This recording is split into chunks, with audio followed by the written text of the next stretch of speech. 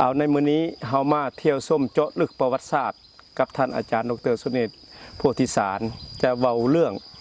ประวัติความเป็นมาหรือเรื่องเล่าในตามอุลังคนิทานดังนั้นต่อไปนี้ขอเชิญท่านอาจารย์ได้บรรยายโดยก่อนอื่นก็ต้องขอบอกขอบใจทางรายการธรรมะ1 นาทีรายการเมตตาธรรมเนาะขอหน่อยลาวเทมโปนะลาวเทมโปก็ก่อนอื่นนี่จะเว้าถึงประวัติตัวนี้ก่อนในอุลังคธาตุตามธรรมดาเพิ่นอื่นว่าฮ้อผาทาแขกพามอันนี้มาจากนิทานอุลังคธาตุโดยเฉพาะเลยไดมันมาได้จังไดอันนี้อยากเล่าประวัติน้อยหนึ่งเนาะในเวลาที่ศูนย์กลางของอาณาจักรศรีโคตบูรณ์ย้ายจากที่1อยู่ที่น้องเหือทองสวรรณเขตและที่2มาอยู่ที่ร้อยเอ็ดและที่3จึงมาอยู่ที่มลุกนครเด้คืออยู่ที่นครพนมและในตอนนี้นี่คนสิแตกออกมาจากร้อยเอ็ดพุ่นนะมาอยู่แถวนี้บักหลายๆเลย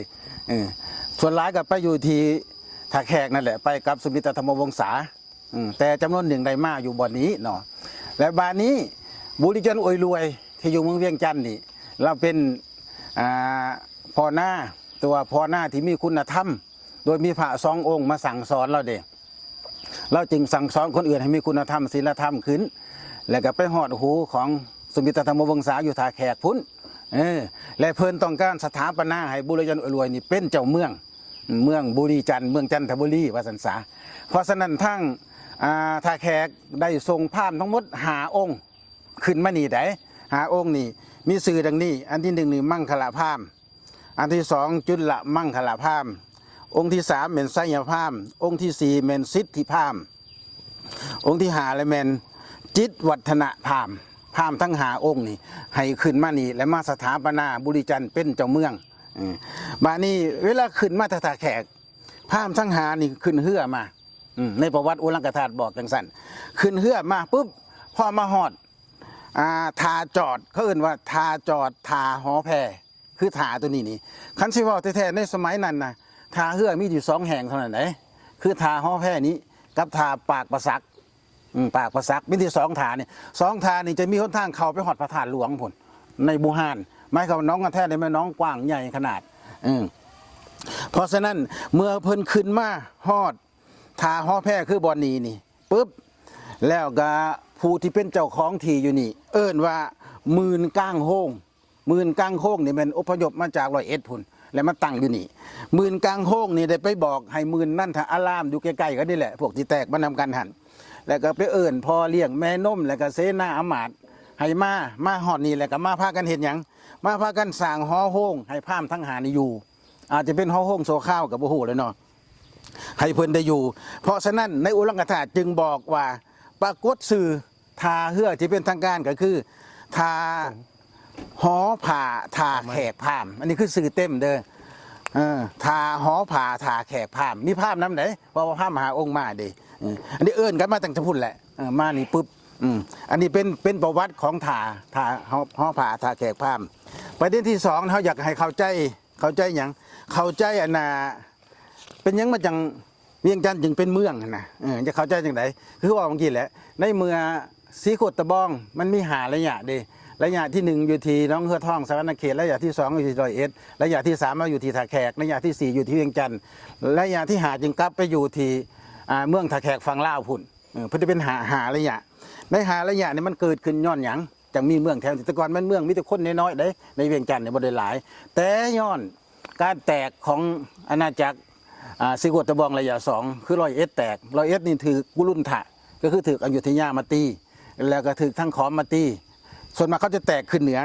ว่าสันในฟังเขาแตกไปทั้งหมด17 กลุ่ม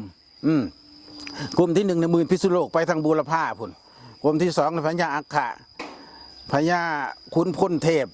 แล้วขุนออกพ้น3 กลุ่มนี่ยังอยู่ที่ร้อยเอ็ดยังบนนี้เนาะกลุ่มที่5ออกบุญขวางอันนี้ไปทางแดนแก้วแต่กลับมาอยู่ที่ซุมพรคือเมืองจำพรว่าง่ายๆเลยกลุ่มที่5กลุ่มที่6ขุนโลกกบาลไปอยู่ที่เมืองซุมนุ่มฟ้อนคือเมืองจำพรกลุ่มที่6นี่นะกลุ่มที่7นี่ขุนน้อยใหญ่เหล่าอื่นๆจำนวนมหาศาลมากกว่าครึ่งหนึ่งของร้อยเอ็ดไปอยู่ที่ท่าแขกอยู่ที่นครพนมก็เอิ้นเมืองมลุกนคร คือไปนำพระเจ้าสุวิตาพวงศานี่เป็นส่วนหลายเลยและเป็นกลุ่มที่มีขนาดใหญ่ที่สุดวันนี้กลุ่มที่7 10,000 แก่นี่คือเมืองขอนแก่นได้ก็เอิ้น10,000 แก่เด้อนะ10,000 แก่คือต้นแก่เด้ก็ลงมาอยู่ที่น้ำมูลกลุ่มที่9 10,000 พนำหงไปอยู่ที่ปากกระดิ่งพุ่นกลุ่มที่10 10,000 เสียงสากับปากกระดิ่งกำไต้กลุ่มที่11 10,000 หลวงกลางเมืองมาอยู่ที่ห้วยผาดแถวนี้เลยห้วยผาดกระดิ่งที่12 10,000 ห้ามมาอยู่ที่ห้วยกูดด้านเหนือ13เป็นกลุ่มซุ้มนุ่มเมืองอันนี้50,000 ครอบครัวมาอยู่ที่ห้วยกูดทั้งด้านใต้วันนี้กลุ่มสำคัญที่สิเว้านี่ก็คือ10,000 หลวงกลางโฮงและ10,000นี่มาอยู่ที่ทาแขกทาตัวนี้ทาฮ้อแพร่นี่แล้วก็เป็นหมู่มาสร้างมาอุปถัมภ์พระสงฆ์อยู่นี่อันนี้เป็นกลุ่มที่14มาอยู่นี่นะและกลุ่มที่15เนี่ย10,000นั่นอารามไปอยู่ที่น้องค่ายพุ่นแล้วก็10,000กลางโฮงไปอยู่ที่ห้วยขุค่ำและ10,000ท่านอารามไปอยู่ที่ห้วยนกยูงหมายความว่าแตกมา17หลังจากหันบ้านเมืองเท่านี้ก็เลยเป็นเมืองเป็นมีผู้มีคนหลายขึ้นและจากหันพระอรหันต์ทั้งห้าพระอรหันต์ทั้งห้าคืออันนี้นี่บ่แม่นอีกได้ตัวนี้นะอรหันต์ทั้งห้าที่เราเห็นนี่เป็นพระอรหันต์ทั้งห้ารุ่นของพระเจ้าอโศกพระเจ้าอโศกทรงมาในพ.ศ. 236หมายความว่าก่อนข้อศพระเจ้าอโศกประกาศศาสนา9 สายและสายที่8ได้มาที่สุวรรณภูมิคือมาที่เกาหดเกาเลี้ยวก็คือมาที่เมืองเวียงจันทร์ทั้งหมดนี่ตอนพระเจ้าอโศกส่งมาเฮาฮู้แต่2ส่วนหลายแต่ที่จริงมี5องค์นี่ก็คือ1พระโสนะก็จะเป็นองค์กลางนี่เป็นหัวหน้าใหญ่องค์ที่2พระอุตระจะเป็นตั้งนี่แล้วก็องค์ที่3เนี่ยแม่นพระมูนิยะต้องคำว่ามูนิยะได้สื่อเพิ่นองค์ที่นั่นองค์ที่4เลยผู้ริยะองค์นั้นแล้วตัวสุดท้ายนี่เป็นพระภาสนิยะอันนี้ในตำราบอกอย่างชัดเจนเลยทั้ง5องค์มาเผยแผ่พุทธศาสนาสมัยพระเจ้าอโศกแต่ว่ามาฮอดปุ๊บเพิ่นได้แต่เพียงเดินทางในแถบนี้ทั้งหมดแล้วก็ไปเทศนาแต่ก่อนคนคันบอกในตำนานบอกว่าคนในยุคนั้นนี่ยังบ่ทันรู้จักนุ่งผ้านุ่งแพรผู้หญิงบ่ทันเอาทั้งเทิงซ้ำตำเว้าหั่นใดพระก็เลยตื่นเพิ่นว่าซั่นเด้เพราะฉะนั้นพระทั้ง5องค์เนี่ยก็เทศนาโปรดญาติโยมแถวนี้จนว่ามีศีล5มีคุณธรรมมีศีลธรรมมีพระพุทธศาสนาตั้งมั่นแล้วเพิ่นจึงปักเสาอโศกก็คือเสาอโศกอยู่ที่ฐานหลวงและเพิ่นจึงกลับอันนี้พระอรหันต์ทั้ง5อันนี้ยุคก่อนข้อศอได้บัดนี้ยุคที่4คันสิว่าที่ยุคก่อนก่อนสุมิตตะวงศาหรือว่าก่อนบุรีจันทร์อวยรวยอันนี้ประมาณคริสตศตวรรษที่1เลยได้ต้นข้อศอแหละอาจจะที่2ก็ได้นอกจากเฮาได้คดมาแต่พุ่นหลายขึ้นเลยพระอรหันต์ทั้ง5คันสิว่าแท้ๆก็คือเสื้อของกษัตริย์ทั้ง5ตัวนี้ฟังแล้วอาจจะเสื้อหรือบ่เสื้อก็ได้เป็นได้จังหวะว่าสั่นเนาะทั้ง5องค์ที่มานี่นะคือพระมหารัตนะพระจุลรัตนะผู้ที่3เลยพระมหาสุวรรณประสาทะผู้ที่4เลยจุลสุวรรณประสาทะผู้ที่5ละพระสังฆวิไสเถระทั้ง5อรหันต์นี่ตำนานอุลังกธาตุบอกว่าก็คือกษัตริย์ทั้ง5ในยุคที่พระพุทธเจ้าเสด็จมาหรือในยุคพระมหากัสสปะคือพระเจ้านันทเสนครองอยู่สวรรณเขตกับน้องเหือท่องเนาะกับศาสตร์มาเกิดเป็นพระสังฆวิไสเถระเป็นองค์ที่5บานี้พระมหารัตนเถระกับพระมหาจุลรัตนเถระมหารัตนะนี่เป็นพระเจ้าสุวรรณพิงคารผู้ปกครองน้องหานหลวงและพระมหาจุลรัตนเถระนี่ก็คือพญาคำแดงผู้อยู่ที่น้องหานน้อยบานี้สุวรรณประสาทะคือพระเจ้าพรหมทัตในปัจจุบันนี่คือพี่ไม้บางคนเข้าใจผิดได้คำว่าจุลนีพรหมทัตบางคนเข้าใจว่าต้องแกล้งอีหยังทาบ่อ่านเอกสารขุนบรมกับอุลังคธาตุให้ละเอียดจะบ่เข้าใจเห็นได้จะเข้าใจว่าแม่นพี่ไม้ก็ย้อนว่าในขุนบรมเวลาฝ่างมจะยกทัพมาตีจุลนีพรหมทัตก่อนคือตีพี่ไม้เอกสารว่าไว้ชัดเจนเลยบ่ได้ไปตีตรงแกล้งอีหยังจักหน่อยเลยมานี่คันว่าตักบุลังคธาตุเวลาพระพุทธเจ้าเสด็จมาเดินทางหอดไปปุ๊บจนไปหอดถาดพนมคือผู้กำผาพอประทับนั่งปุ๊บพระองค์ก็แย้มหัวพระอานนท์ก็ทูลถามเป็นยังพระองค์จึงเลี้ยวไปทางทิศใต้เพิ่นบอกเลี้ยวไปเบิ่งเมืองจุลนีพรหมทัตและเมืองอินทปัตถนครทั้งทิศใต้เลยได้อุลังคธาตุบอกอย่างสั่นบ่ได้ไปทางทิศตะวันออกเลย และจึงทำนายและเพิ่นบ่เสด็จไปแต่เพิ่นบอกเพราะฉะนั้นจุลนิพนธ์ประทัดก็คือเมืองพิมาอย่างว่าจะว่าจังซั่นซะมันก็ว่าเป็นกษัตริย์2 องค์มาเกิดเนาะคือมาจากจุลนิพนธ์ประทัดองค์ที่2จุลสุวรรณภัสสะนี่มาจากเมืองอินทปัตกับชาติมาเกิดเป็นพระอรหันต์องค์ที่4มันก็ว่าทั้ง4 องค์นี่มีอดีตจังคือจังสันเลยแต่ทั้ง5 องค์ทั้งหมดนี่ได้เดินทางไปอินเดียไปศึกษาไปเองจนได้สำเร็จเป็นพระอรหันต์และก็นำพระธาตุมาประดิษฐานในแถบนี้หาแห่งคันสิว่าแท้ๆเนาะตามหลักฐานที่ว่านี่เช่าเก่าองค์พระธาตุหัวเนาไปไว้ที่ภูเขาหลวงและอุลังกธาตุเขาสิสับสนกันได้เพราะว่าบางเทื่อเขาก็ว่าเป็นพระธาตุบางพวนบางฉบับแต่สุดท้ายลงคำเห็นก็คือพระธาตุหลวงอันนี้พระธาตุหัวเนาแต่บางฉบับว่าเช่าเก่าบางฉบับว่าเช่า7แต่กะยาเขาได้หลายที่สุดก็คือ27 องค์ว่าสันสามอันที่2 9 เมตรนี่เอาไปที่พระธาตุลาน้ำน้องคาย9 เมตรแล้วก็พระธาตุโอ๊กเนี่ยไปที่ธาตุพนมเนาะเอาไปก่อนหมู่แล้วจากเอามาที่หอแพนี่4คือตัวนี้ที่หอแพ4 องค์แล้วก็พระธาตุพุทธจิก3บานนี้พระธาตุแค่ฟังนี่7แค่ฟังซีเมนตัวนี้7ขั้นตามบนร่างกระธาตุได้แต่พระองค์ก็บอกสับสนอันนี้คือประวัติตรงอาจารย์ประวัติความเป็นมาวันนี้นี่ยักเว้าถึงประวัติของพระทั้ง5 องค์นี่ตัวนี้นี่แปลกได้เพราะว่าพระทั้ง5 องค์ที่มาอยู่นี่นะก็คือแบ่งเป็น5 องค์แต่แบ่งเป็น3 กลุ่มตัวนี้เป็นตัวพิเศษได้แบ่งเป็น3 กลุ่มในจังหวัดสั้นเนาะกลุ่มที่1คือพระมหารัตนเถระนี่พระมหารัตนะกับพระจุลรัตนะที่พญาสุวรรณวิงคารกับพญาคำแดงมาเกิด2 องค์นี่จะมาสร้างบ้านสร้างเมืองอยู่ที่หอแพนี่เลยหอผานี่เลยโดยมี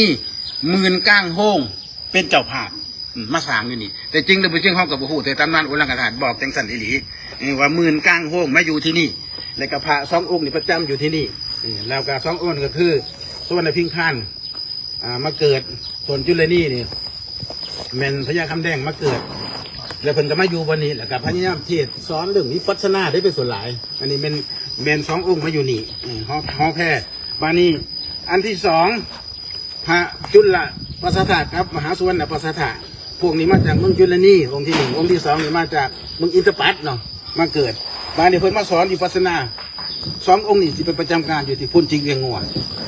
แต่สอนวิปัสสนาสอนปู่สอนคนอยู่พุ่นจิกเวียงงัวบานี้กลุ่มที่3ก็คือพระสังฆลักขิตะอันนี้หมายถึงพระเจ้านาฏเสนมาเกิดเพิ่นสิไปอยู่ที่ธาตุลาน้ำห้องค่ายองค์นี้เป็นชื่อว่าสังฆวิสาหรือสังฆวิไสจะไปสอนอยู่หันเพราะฉะนั้นไม่มีแต่3 กลุ่มในระยะนี้ที่ได้พระธาตุมาปุ๊บแล้วก็ไปที่พระธาตุหลวงนี่ก่อนเรียบร้อยแล้วเพิ่นจะมาประจำอยู่3 แห่งนี่คือที่หอแพนี่ที่พุ่นจิกแล้วก็ที่ลาน้ำน้องคายอันนี้คือประวัติให้เห็นง่ายๆในยุคนั้นหน่อยก็คือง่ายๆเรื่องประวัติศาสตร์หรือเรื่องโบราณคดีนี่ข้าพเจ้าก็อยากจะให้